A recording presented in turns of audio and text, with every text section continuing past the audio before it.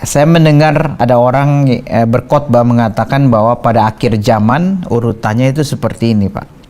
Pertama rapture, kedua masa tribulasi, ketiga kedatangan Kristus kedua kali, keempat kerajaan 1000 tahun, kelima iblis dilepaskan sebentar, yang keenam pengadilan 2 takhta. Apakah penafsiran ini benar? Saya sudah pernah dengar orang yang bilang juga kerajaan 1000 tahun itu adalah masa sekarang dan tidak akan ada rapture. Nah, ini setiap kali itu ada pertanyaan mengenai akhir zaman ya, saya selalu mengatakan untuk pertanyaan akhir zaman memang kita harus berhati-hati, jangan terlalu cepat dogmatis ya, karena bagaimanapun sama seperti Nabi melihat perjanjian baru itu di dalam bayang-bayang ya, kita juga melihat masa-masa nanti menjelang kedatangan Kristus juga kita masih bayang-bayang. Itu kenapa kan Yesus mengatakan berjaga-jaga gitu ya, berjaga-jaga, karena memang itu berarti kita tidak bisa tahu persisnya kapan atau seperti apa.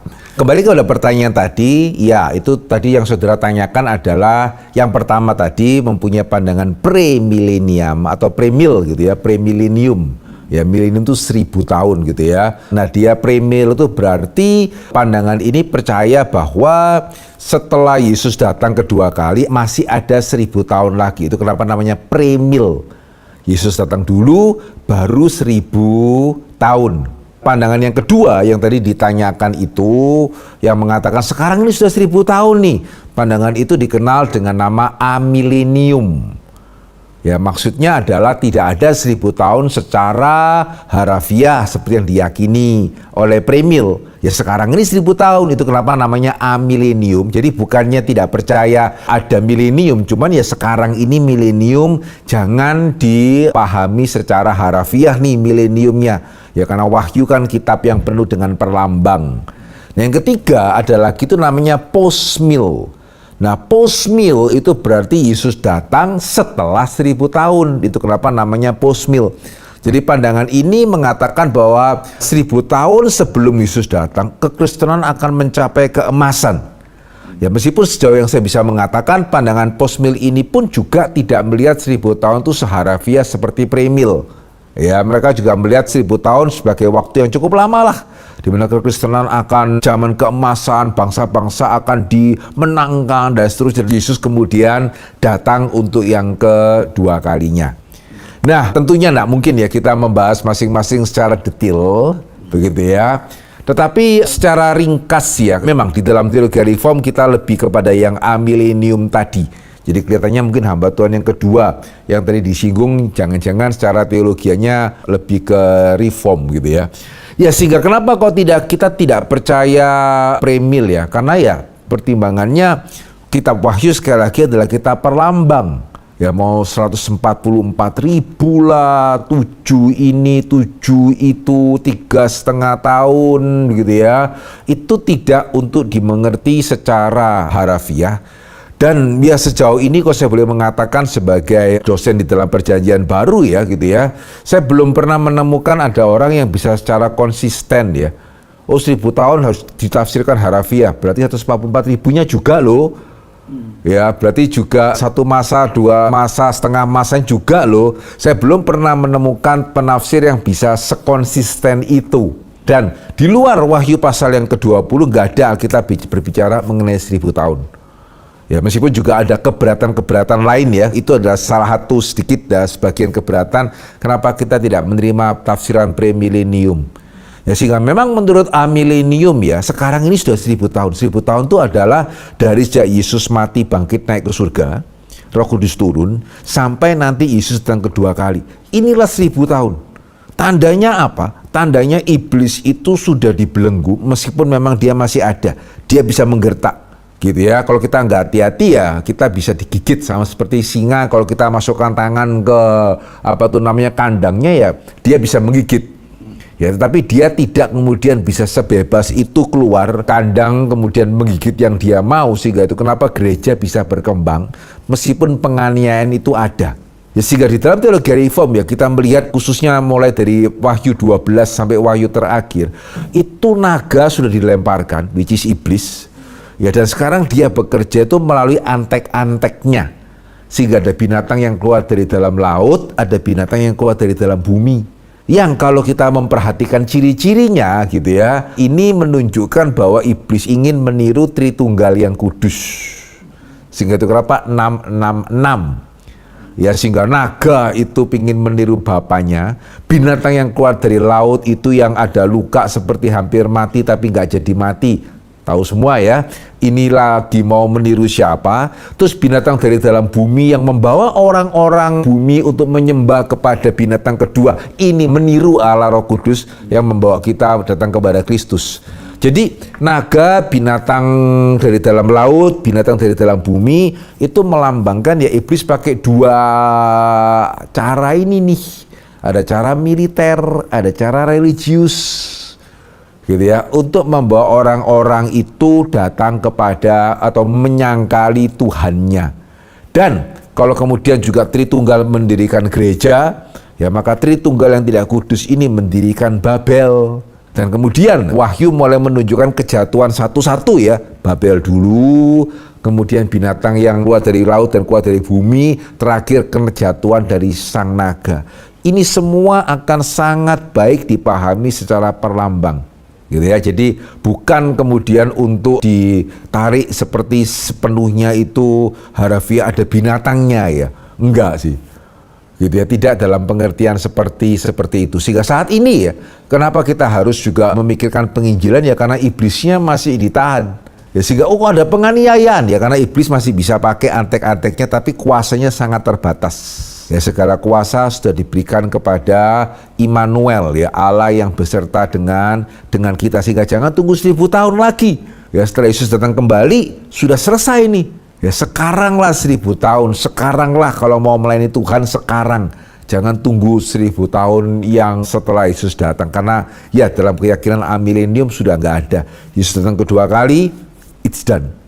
Ya, meskipun ya kita masih percaya sebelum dia datang akan ada kesulitan atau kesusahan akhir zaman, gitu ya. Jadi iblis akan dilepaskan untuk sejangka waktu. Ya, waktu itu ya sangat-sangat berat sekali. Sehingga kalau ada yang mengatakan bahwa bukti iblis belum di penjara adalah ada COVID. Kalau saya boleh mengatakan, wah dia agak terlalu meremehkan iblis itu. Ya, karena pada waktu COVID gereja bisa pakai online ya, padahal Wahyu 13 mengatakan yang nggak punya 666 ini nggak bisa belanja nih, gitu ya, aksesnya kepada pasar itu akan tertutup lah. Justru kenapa kok waktu COVID kekristenan yang malah memakai media sosial begitu banyak? Ya, itu menunjukkan bukan COVID itu bukan karena iblis sudah dilepaskan, tetapi akan ada masanya. Itu kenapa gereja harus siap-siap. Ya, karena saya khawatir ya, waktu COVID aja sudah iman goncang lah, kalau nanti iblisnya dilepaskan jadi apa ini? Ya, sehingga gereja mesti mempersiapkan diri baik-baik untuk masa itu, karena kita tidak tahu persisnya kapan akan terjadi.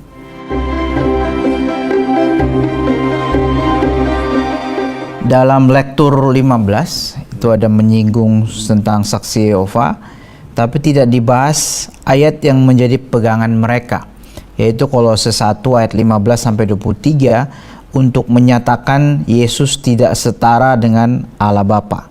Bagaimana menjawab ini pada orang saksi Yehova? Coba kita lihat sama-sama aja ya ayatnya ya. Kolose pasal yang pertama, kalau saya boleh mengatakan ya, khususnya yang dimaksudkan ya, itu adalah di ayat yang ke-15-nya. Ia adalah gambar Allah yang tidak kelihatan, yang sulung, lebih utama dari segala yang diciptakan. Saya harus mengatakan ya, untuk ayat ini bisa dipahami dari dua sisi.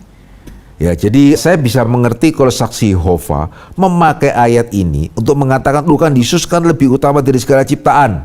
Ya, berarti kan dia tergolong sebagai ciptaan. Sementara kita bisa mengatakan ya enggak harus, gitu ya, karena Yesus kan dikatakan satu sebagai yang sulung, dan yang kedua juga kalau kita mengerti Yudaisme pada waktu itu enggak pernah ada mengatakan Allah menciptakan segala sesuatu itu untuk yang bukan dia.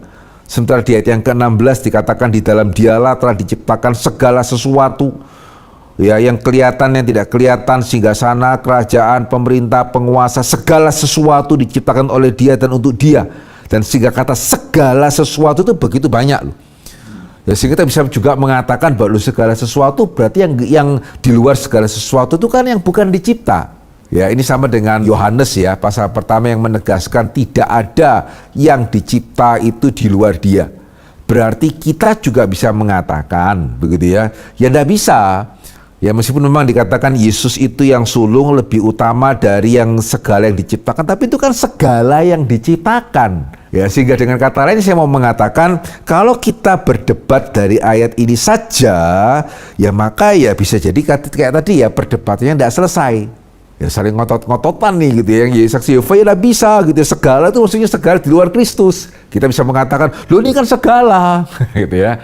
Nah, sehingga itu kenapa ya, nah ini juga mungkin sekaligus terkait sedikit dengan yang pertanyaan sebelumnya, kebenaran itu jangan dibangun hanya dari satu ayat.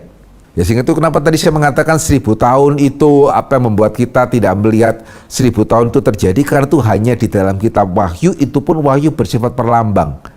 Sehingga dalam hal ini juga pun ya, pada waktu kita mengamini Yesus setara dengan Allah gitu ya, ya bukan hanya dari ayat ini.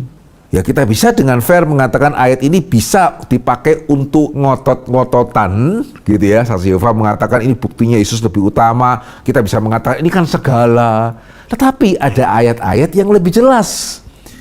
Dan prinsip Alkitab adalah ayat yang lebih jelas itu menafsirkan ayat yang kurang jelas. Sehingga bolehkah ya kita melihat dua bagian, karena ini kan Kolose surat Paulus ya. Ya sehingga seharusnya kalau mau melihat Yohanes sudah sangat banyak ya, Yohanes pasal yang pertama. Tapi coba kita lihat sama-sama surat Paulus ya. Yang pertama ya dari Roma 9 ayat yang kelima. Mereka adalah keturunan bapak-bapak leluhur yang menurunkan Mesias dalam keadaannya sebagai manusia yang ada di atas segala sesuatu. Ia adalah Allah yang harus dipuji sampai selama-lamanya. Ia di sini siapa?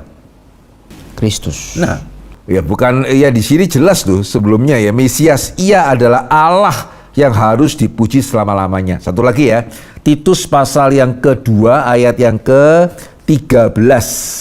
Dengan menantikan penggenapan pengharapan kita yang penuh bahagia dan penyataan kemuliaan Allah yang maha besar dan juru selamat kita Yesus Kristus. Jadi Yesus Kristus juru selamat saja atau Allah yang maha besar? Dan penyataan kemuliaan Allah yang maha besar dan juru selamat kita Yesus Kristus.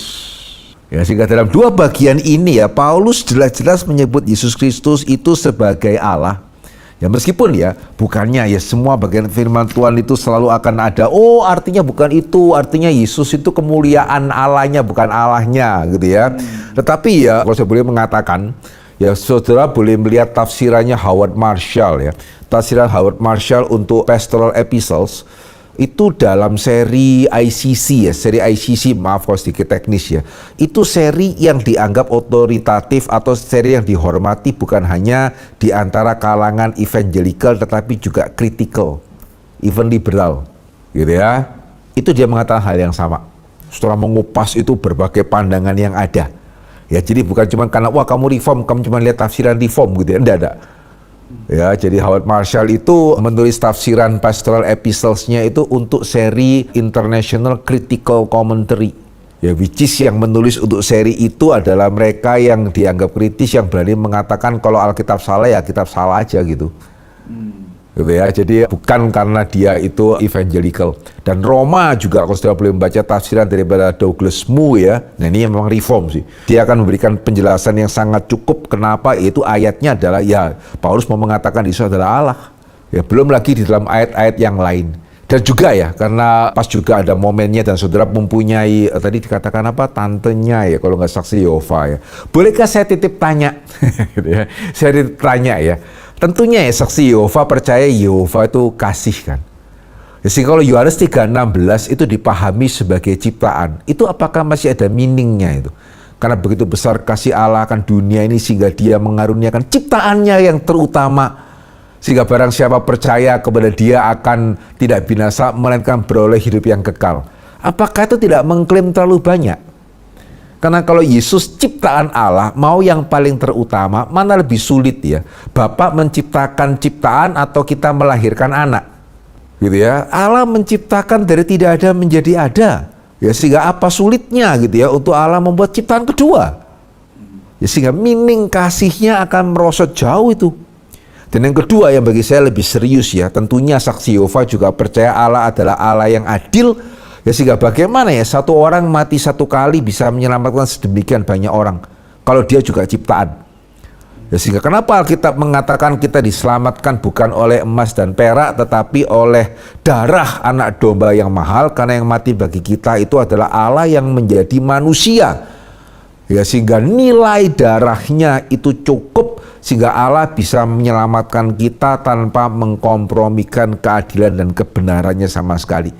Ya, sehingga kalau saya boleh titip, bisa tolong ditanyakan begitu ya. Dan kalau misalnya ada jawaban dari yang tadi ya, boleh juga disampaikan dan kita akan bahas di kesempatan yang lain. Ya, sangat terima kasih untuk pertanyaannya ini. Pak Henry, bolehkah jelaskan istilah eternal generation? Eternal generation itu adalah istilah yang dipakai untuk menjelaskan bahwa Yesus bukan dicipta, dia diperanakan tanpa kita menganggap diri tahu Allah memperanakkan anak itu seperti apa persisnya. Gitu ya. Jadi sekali lagi jangan membayangkan ya memperanakkan itu seperti manusia yang sederhananya sel bersel satu itu juga bisa membelah diri gitu. Sekali lagi juga saya nggak mengatakan Allah membelah diri, tapi yang pasti adalah pada waktu dikatakan eternal generation itu berarti anak diperanakkan oleh Allah bukan dicipta. Dan yang kedua itu melampaui waktu, itu bersifat bukan sekedar bersifat kekal gitu ya, tetapi dalam pengertian tidak pernah anak itu tidak ada. Ya, karena kalau kekal kan berarti ada mula, nggak ada akhir, itu juga sudah bisa kekal. Ya, tapi eternal generation mempunyai pengertian bahwa satu, anak itu diperanakkan bukan dicipta, dan yang kedua, tidak pernah anak ini tidak ada. Gitu ya, dia selama-lamanya ada, sama seperti Bapa itu selama-lamanya ada. Artinya itu. Ya, karena istilah diperanakan kan, dia dilahirkan berarti langsung kita pikir ada masa dia. Jadi kembali yang saya berkali-kali mengatakan ya, berbicara mengenai natur Tritunggal, wajar kita tidak bisa mengerti secara penuh. Ya, karena kembali saya tanyakan manusia apa, itu aja kita susah menjawab kok. Kalau saudara kerjaannya apa, kita bisa menjelaskan. Saudara sifatnya bagaimana, mesti mikir dulu ya. Saudara manusia kan, manusia itu apa? Ya, kita manusia aja menjelaskan manusia apa aja sudah susah. Ya, bahkan menjelaskan segala keajaiban diri kita aja nggak bisa sampai sekarang kok. Penelitian mengenai manusia belum berakhir. Padahal kita manusia. Ya, sehingga sangat wajar ya kalau kita tidak bisa menjelaskan ketritunggalan secara penuh, dan sangat naif kemudian mengatakan bahwa wah itu berarti kekristenan memaksa. Ya, bagi saudara yang mengatakan seperti itu ya tolong jelaskan dulu ya manusia itu apa gitu. Roh Kudus tidak dipakai istilah diperanakan. Ya, keluar dari. Ya, keluar. Tetapi berarti kalau gitu boleh nggak Roh Kudus juga diperanakan? Toh kita juga tidak tahu bedanya persisnya gimana diperanakan dengan keluar. Tidak. Kenapa? Karena kan Kristus anak tunggal. Iya. Gitu ya. Jadi Alkitab memberi batasan yang cukup. Nah, kita sekali lagi teologi reform ya. Kita berjalan di mana Alkitab berjalan, kita berhenti di mana Alkitab berhenti. Yang tidak puas ya sudah. Dan kalau saudara gara-gara tidak puas, itu kenapa saudara tidak percaya, ya itu ya sudah. Tanggung jawab saudara di hadapan Tuhan gitu ya. Kita sudah menjelaskan sebatas yang kita itu bisa.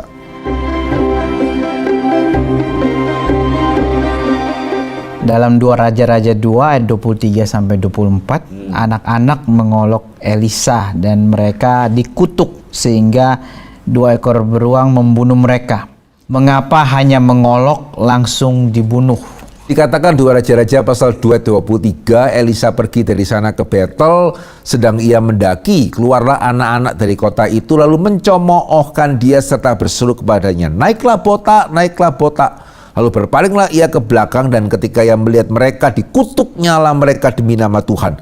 Maka keluarlah 2 ekor beruang dari hutan, mencabik-cabik dari mereka 42 orang anak, Dari sana pergilah Elisa ke Gunung Karmel dan dari sana pula kembalilah ia ke Samaria, begitu.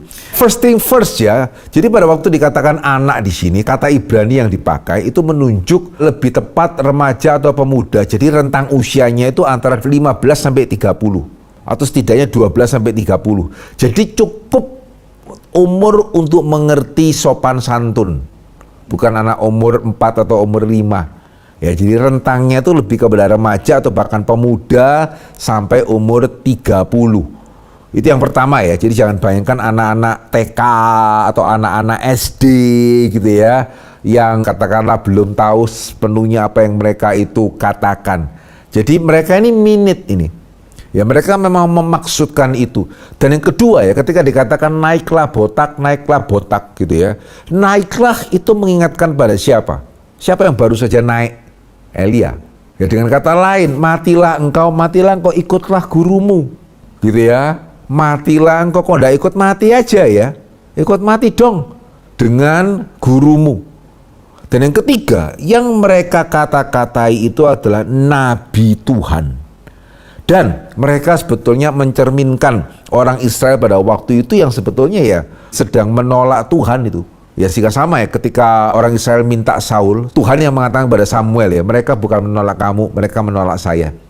Ya sehingga bagaimana sikap Israel kepada nabi, itu sikap Israel kepada Tuhan itu. Ya sehingga ketika anak-anak itu berkata begitu, padahal mereka tahu ini adalah nabi Tuhan, gitu ya, berarti mereka sedang menantang atau menista Tuhan itu sendiri. Ya sehingga saudara, kalau saya boleh mengatakan kepada kita juga ya, sebagai orang tua khususnya, kita mesti membedakan nakal, kurang ajar, dan menista Tuhan. Ini nggak sama itu. Anak nakal memang ada usianya, kurang ajar enggak. Kurang ajar sama Tuhan itu pastinya tidak. Ya, sehingga anak-anak ini menjadi contoh gitu ya, bagaimana kita mesti tahu sopan santun dan tahu bagaimana membawa diri di hadapan Tuhan. Jangan sembarangan sama Tuhan gitu. Ya, ini sebetulnya yang terjadi ya. Jadi nggak sesederhana itu anak-anak itu dengan polosnya mengolok-ngolok, tidak gitu ya. Mereka menista Elisa, mendoakan Elisa mati, padahal mereka tahu Elisa ini adalah nabi Tuhan yang Tuhan sudah pilih.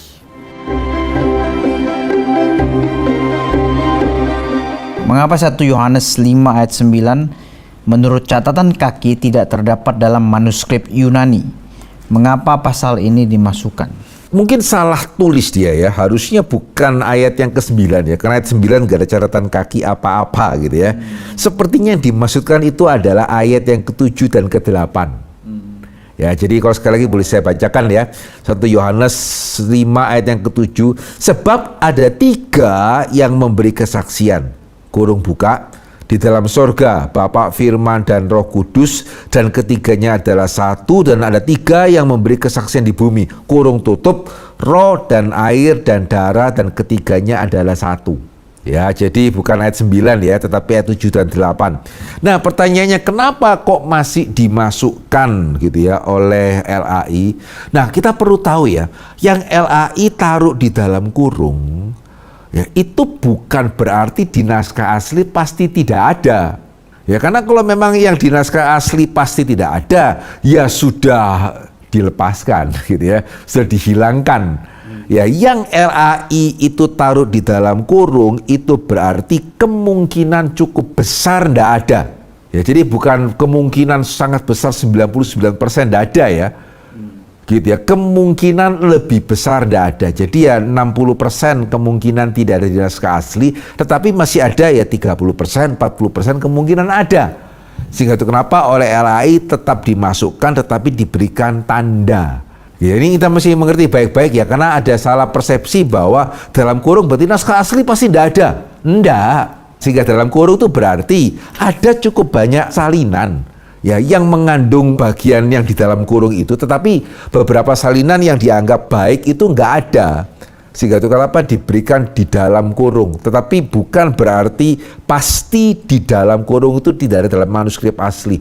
Nah, ini orang Kristen perlu paham ya, karena bagaimanapun dalam kurung ini kan fenomena Alkitab yang setiap orang Kristen kalau beli LAI ada itu ya. Jadi orang Kristen mesti memahami ketika baca Alkitab kalau menemukan bagian dalam kurung itu artinya apa gitu. Soalnya saya pernah baca ini dimasukkan setelahnya gitu di dalam ibadah-ibadah. Nah, itu pertanyaannya ya kan, kalau misalnya memang andai kata betul tidak ada dalam naskah asli, kok bisa ada? Nah, ini ya sekarang kita perlu harus menyadari Vikaris Kias pada waktu itu ya. Kalau saudara sebenarnya kalau ini sangat gampang sih, bisa googling ya, misalnya P52 itu kan manuskrip Injil Yohanes yang paling tua yang kita miliki, ya googling aja P52 atau Papirus 52 gitu ya. Itu kita akan menemukan satu bagian Injil Yohanes. Nah, kalau kita perhatikan ya, huruf pada waktu itu istilahnya scriptuo continua. Ya, jadi nggak ada huruf besar, nggak ada huruf kecil, nggak ada titik, nggak ada koma, nggak ada spasi. Gitu ya, bisa membayangkan kalau kita itu membaca tulisan yang tidak ada titik, tidak ada koma, tidak ada spasi. Ya karena pada waktu tanda baca belum ditemukan, termasuk spasi. Jadi orang nulis ya nulis saja. Gitu ya, dan kemudian harus disalin gitu ya, harus disalin dengan kondisi penerangan pada waktu itu, tidak ada lampu seperti sekarang, dan bahkan ya besar kemungkinan pada waktu abad-abad pertama meja ini tidak ada nih, jadi orang mesti nyalin tuh ya di kaki satunya dia mesti nyalin. Begitu dalam kondisi seperti itu ya, pertanyaan saya, ketika ada satu baris terlewat, gimana terus? Ya kalau sekarang kan gampang, tinggal di insert. Ya, sehingga pada waktu itu dia sadar, waduh kelewatan. Engkau yang punya kerajaan, kuasa, kemuliaannya, kelupaan ini dimasukkan ini. Sangat mungkin loh. Gitu ya, sangat mungkin. Sehingga kalau kita tahu ya situasi penyalinan abad pertama, pertanyaan kita itu bukan, loh kok bisa ada beda ya? Kenapa kok masih bisa begitu banyak yang tidak beda itu? Kalau tidak percaya coba aja. Nah, sehingga kalau dalam situasi seperti tadi ya, kira-kira solusinya gimana? Buang? Waduh, kertas waktu itu mahal. Ya sampai sekarang pun ya jangankan situasi saya beneran ya, saya tidak bisa berhenti bersyukur ketika saya tiba waktunya buat skripsi, sudah buatnya itu di komputer. Saya tidak bisa membayangkan orang buat skripsi itu pakai mesin tik. Itu gimana memperbaikinya itu? Karena kan nyambung ya, kita ganti satu, oke lah lembar ini kita ganti lah, terus dengan ke halaman berikutnya nyambung apa enggak ini? Saya tidak bisa membayangkan loh, sehingga saya bersyukur saya membuatnya dengan komputer gitu ya, tinggal delete lah, tinggal insert lah. Sehingga menurut Vikaris Kias gimana? Sehingga satu solusi yang diambil pada waktu itu adalah kekurangannya ditaruh di samping gitu ya, dikasih tanda ditaruh di samping. Nah tetapi juga pada waktu itu ketika orang membaca kemudian dia melihat ini kok kurang jelas ya. Ya atau misalnya hari ini ya kita dengar khotbah gitu ya, mengenai ayat, dijelaskan gini. Kita bisa tulis di sebelahnya kan. Betul ya? Gitu ya supaya kita tidak lupa. Ya kita tulis di sebelahnya. Nah, orang pada waktu itu ketika dibaca ini artinya apa? Ya ketika misalnya seseorang menerima surat Paulus kemudian dibacakan oleh Timotius gitu ya, ketika dia merasa kurang jelas dia nanya, oleh Timotius dijelaskan, bisa jadi supaya tidak lupa dia tulis di samping. Nah sehingga ketika Vikaris Kias sebagai penyalin menemukan naskah yang ada tulisan samping, masukkan apa enggak? Gitu ya, gitu ya, masukkan apa enggak? Nah sehingga ini cuma salah satu yang bisa menjelaskan kenapa kok ada bagian-bagian yang tidak persis sama. Ya seperti tadi misalnya Matius 6 lah, 1 Yohanes yang tadi kita baca. Jadi kira-kira salah satu kalau sudah bisa membayangkan keberadaan dari mana, dari situ. Dan satu lagi Vikaris Kias kalau saya boleh menambahkan, menurut penelitian hari ini ya kecenderungan perbedaan naskah itu karena terjadi pengurangan bukan penambahan. Ini penting. Ya karena perubahan yang disengaja lebih mungkin nambah daripada kurang. Betul ya? Ya sehingga kalau kurang bisa kayak tadi misalnya. Bisa kayak tadi kelewatan. Tapi kalau nambah kan kita juga bisa mengatakan gara-gara penglihatan itu kenapa saya tambah? Ya tidak bisa dong gitu ya. Tapi kalau karena cahaya nih atau apa saya bleset sedikit, capek sedikit. Ya mungkin ucek-ucek mata sedikit kemudian sampai mana ya? Sampai sini ternyata ada yang kekurangan. Ya sehingga secara umum ya perubahan yang terjadi itu bersifat pengurangan bukan bersifat penambahan. Ya jadi itu menunjukkan varian yang terjadi bukan karena kesengajaan, tetapi ya karena kondisi manusia, dan sekali lagi juga dengan banyaknya varian atau salinan yang kita punya, kita bisa dikatakan kita cukup tahu ya kira-kira yang asli itu yang mana. Meskipun dari 5 kita nggak tahu pastinya mana, ya antara 5 itu deh. Ya, dan tidak ada kemudian yang sampai mengguncang iman kita andai kata ternyata itu yang manapun dari kelima itu yang asli.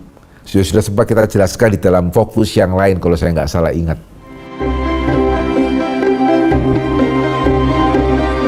Saya baru saja selesai studi S1 teologi di salah satu universitas Kristen. Selama 4 tahun saya diajari tentang teori sumber.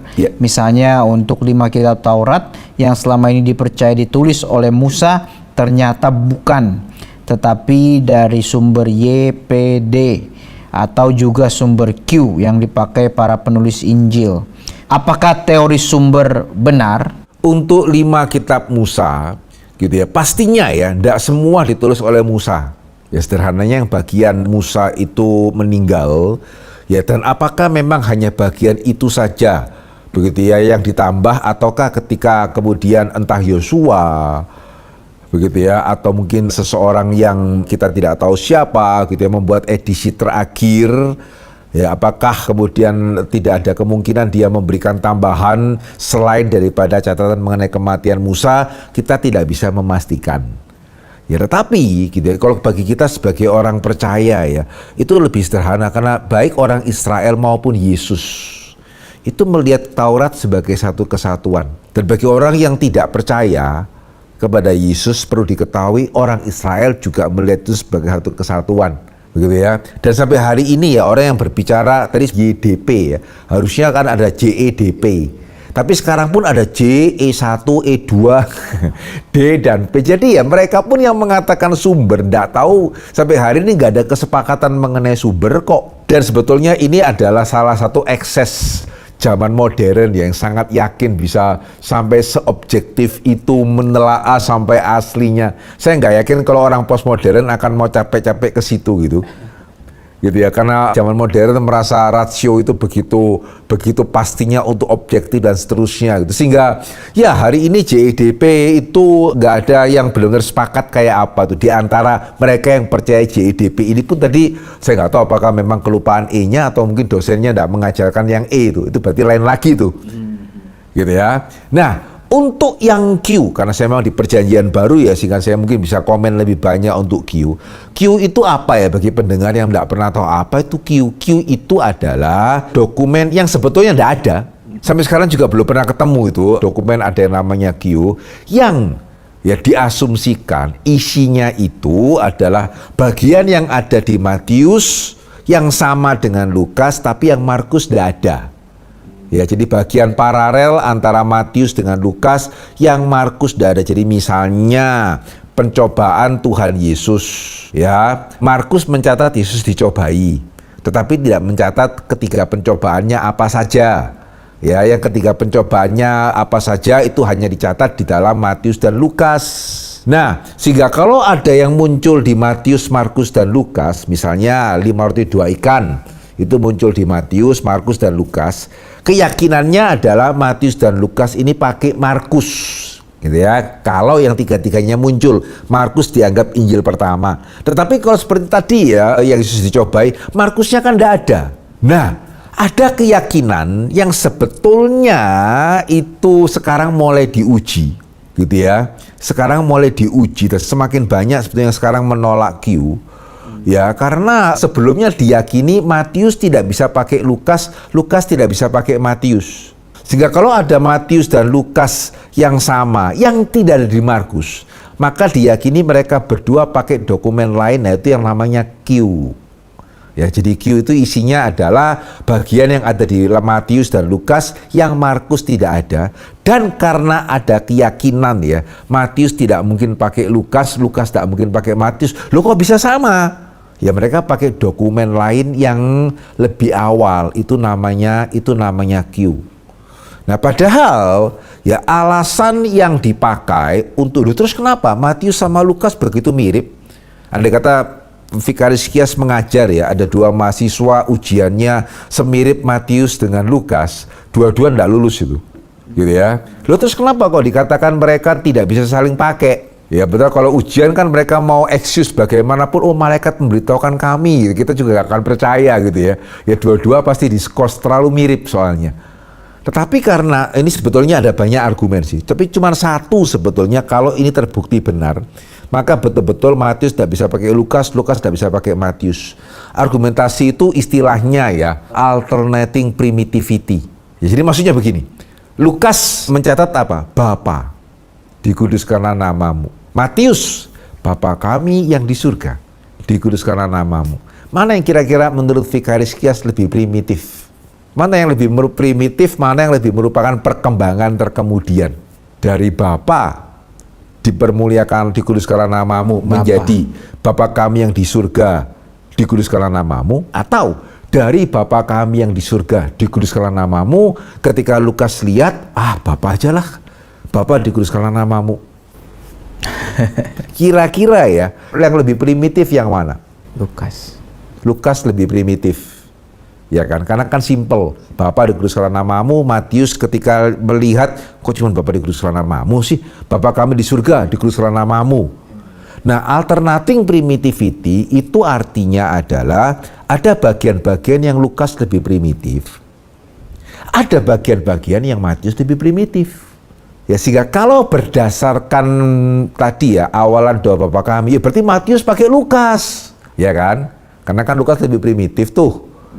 Tetapi ada bagian-bagian yang Matius dianggap lebih primitif. Nah, itu namanya alternating primitivity. Ya, sehingga tidak mungkin dong gitu ya, Matius pakai Lukas, terus bagian yang lain Lukasnya pakai Matius, gimana caranya? Sehingga itu berarti mereka berdua pakai dokumen yang lebih primitif nih. Ada bagian yang Lukas salin begitu saja, Matius tambah. Ada bagian Q yang Matius salin begitu saja, yang Lukas tambah. Ya, sehingga itu kenapa bisa gantian? Ya karena mereka berdua pakai dokumen lain selain Markus yang sama-sama ditulis lebih dahulu daripada Markus dan Matius. Nah, itu namanya dokumen Q. Masalahnya adalah, kalau tadi kan Pak Kias mengatakan bahwa itu berarti yang lebih primitif Lukas, karena cuma Bapak. Berarti Lukas ditulis dulu. Pertanyaan saya, kenapa harus begitu? Ya kenapa tidak bisa? Yang kedua, karena saya pernah punya pengalaman ngajar mata kuliah yang sama. Hari pertama, hari Selasa saya ngajar tuh S2. Hari Rabunya ngajar tuh S1, mata kuliah yang sama. Kira-kira yang hari Rabu lebih sederhana atau lebih kompleks dari yang hari pertama? Sederhana. Iya dong. Emangnya kenapa? Kenapa harus kalau lebih sederhana harus lebih duluan? Ya tergantung audiens dong. Yang kedua, saya cut-cutin tuh bagian yang terlalu teknis karena ini anak S1. Ya padahal saya ngajarnya, jadi saya persiapan untuk yang pertama dulu, kemudian tinggal saya pilih mana yang saya cut, gitu ya, saya simpelkan, besoknya saya ajar untuk S1 tanpa saya harus membuat bahan yang lain karena memang mata kuliahnya sama. Ya bisa. Nah ini tadi saya mengatakan ya, ini adalah kerjaan orang modern ya, yang begitu yakin, oh kalau gini pasti begini. Postmodern kelebihannya adalah nanya, apa ya mesti gitu? Kok tahu? Dan ketika ya ditanya, kok tahu? Tahu dari mana? Itu tidak bisa berdiri loh sebetulnya. Ya, jadi apakah mereka pakai sumber? Ya bisa-bisa aja. Lukas bisa pakai Markus, Matius bisa pakai Markus, dan bahkan kalau bisa kita lihat dalam Lukas pasal pertama ya, Lukas berkata apa? Sudah banyak orang sebelum ini yang menyusun. Gitu ya. Silakan lihat ya saudara ya, Lukas pasal 1 ayat 1 sampai 2 gitu ya. Tidak ada masalah kan? Lukas pakai sumber, bahkan Matius pun pakai Markus juga tidak ada masalah kan, karena Markus itu berasal dari Petrus. Ya jadi nggak harus karena Matius itu rasul, Markus bukan rasul, Matius tidak bisa pakai Markus. Ya bisa aja, Markus itu dari Petrus kok. Ya sehingga teori sumber sendiri tidak menjadi masalah.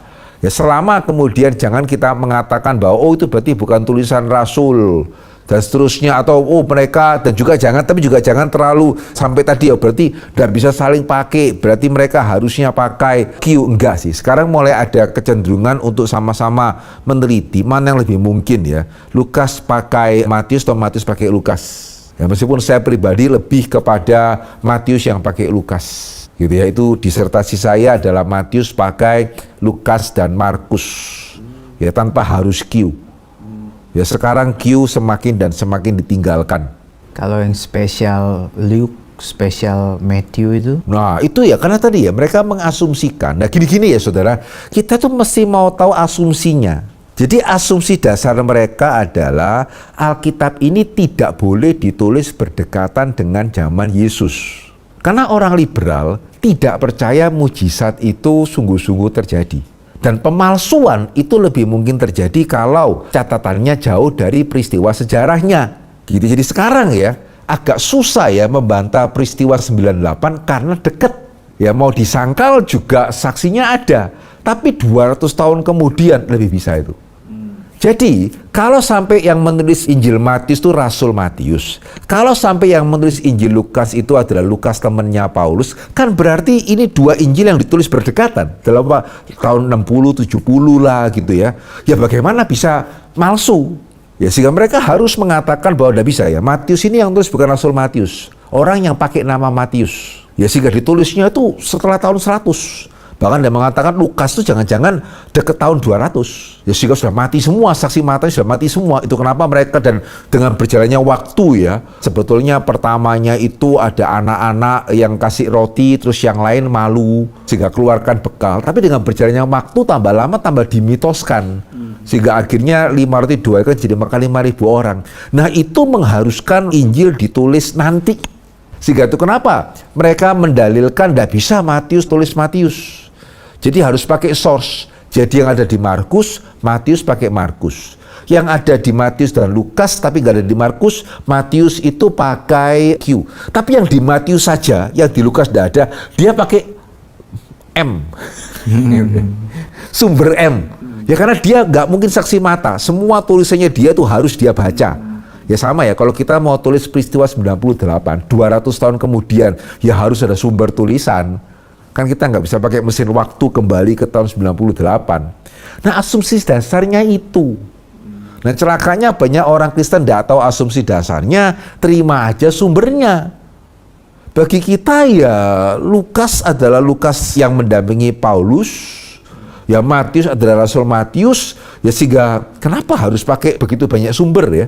Oke lah dia pakai Markus karena Markus itu adalah dari Petrus. Ya tapi kan bagian yang lain dia bisa kerjakan sendiri gitu. Ya nggak harus yang nggak ada di Markus, oh berarti yang sama dengan Lukas pakai Q, yang nggak ada di Lukas pakai M, Lukasnya pakai L gitu ya. Ya itu semua asumsinya tadi ya, Injil tidak boleh ditulis berdekatan dengan peristiwa Kristus karena mereka sudah mengasumsikan Injil itu palsu karena tidak mungkin bagi mereka ya Yesus melakukan mujizat apalagi bangkit.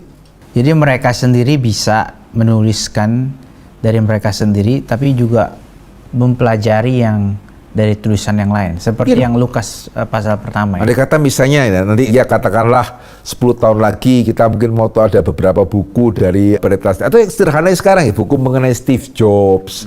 Yang ada kesempatan mewawancarai Steve Jobs ya mewawancarai sambil tetap pakai buku yang lain. Yang Steve Jobs yang sudah meninggal sekarang bisa mewawancarai istrinya sambil pakai buku mengenai Steve Jobs yang sudah ada. Why not? Ya karena ya mereka berdekatan. Tapi kalau tulis mengenai Steve Jobs 100 tahun lagi ya semua pasti sumbernya buku.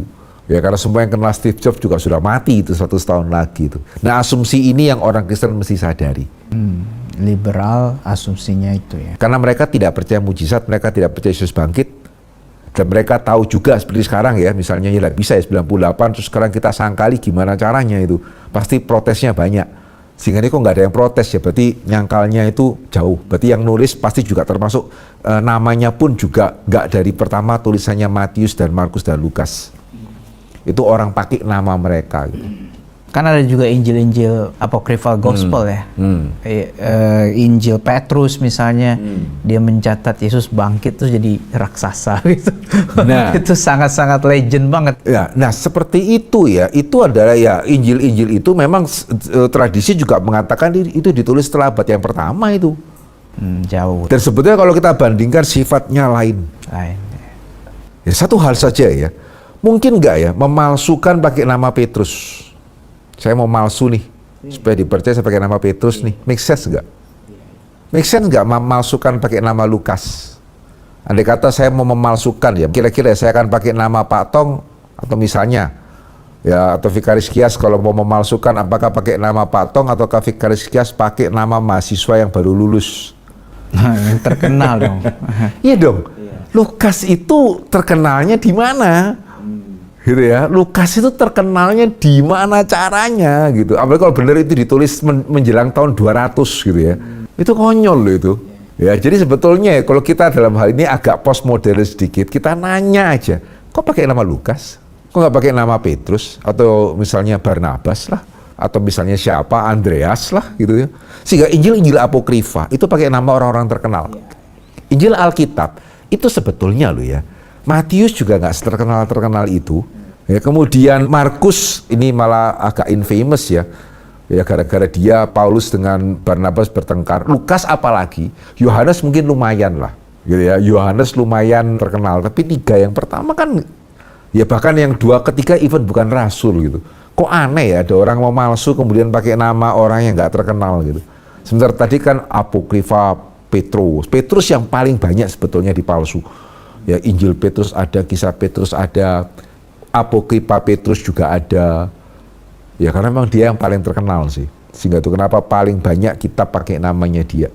Synoptic problem kan hanya Yohanes nggak masuk kan ya? Enggak. Tapi apa pandangan mereka tetap tentang Yohanes? Gitu juga apakah legend juga? Nah itu tergantung ya. Gini juga, orang yang menerima Q bukan berarti mereka pasti mengatakan bahwa penulisnya Lukas bukan Lukas. Sebenarnya hari ini juga banyak ya teolog yang konservatif yang menerima Q. Karena keuntungannya kalau mereka terima Q berarti ada Injil yang lebih awal. Sementara kalau mereka meyakini bahwa Injil Matius, Lukas ditulis terkemudian meskipun nggak sampai yang liberal tahun 200 dan seterusnya. Gitu.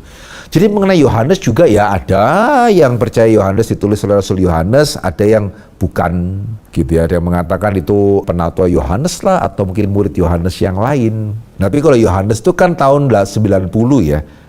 Nah 60 tahun itu kan berarti sudah lintas generasi. Cukup banyak yang mengatakan kalau Yohanes itu ya sebenarnya salah satu sudah bentuk perubahan karena sudah 60 tahun berlalu dan seterusnya dan mereka percaya itu bukan saksi mata. Oh. Tapi sebenarnya juga mesti disadari ya, tidak ada dasar loh untuk percaya tahun 70 semua rasul sudah mati. Ya mungkin nanti satu kali ya kalau dirasa perlu kita buat lecture mengenai hal ini ya. Sebetulnya kalau kita sedikit postmodern dalam hal ini ya, kita nanya aja ya, sebetulnya dasar-dasarnya itu tidak kuat. Itu karena kesombongan modernisme sebetulnya, yang meyakini bahwa dengan akal budi bisa sampai menemukan detil-detil sampai 2000 tahun yang lalu. Sebetulnya itu missing link-nya sangat banyak itu. Sehingga sangat sayang sebetulnya ya, kalau kita orang Kristen Injili kemudian goncang gara-gara itu. Padahal sekarang sebetulnya ya kayak tadi itu Q itu juga banyak yang sudah mulai gains di luaran. Bahkan sekarang ada juga ahli perjanjian baru Jerman yang mengatakan Lukas bisa dipercaya. Ya, jadi sebenarnya sekarang tuh sudah mengarah ke sini tuh, sehingga agak sayang ya kalau kita kadang-kadang selalu tertinggal ya. Jadi kita tertinggal 20 tahun, 30 tahun ketika Eropa masih tidak percaya mujizat. Sementara sekarang di Eropa juga mungkin dunia lain dan seterusnya juga sudah mulai diterima. Kita masih ikut yang Eropa 30 tahun yang lalu. Itu sayang sekali sih. Oke, baik Pak. Ya. Terima kasih untuk pencerahannya. Ya.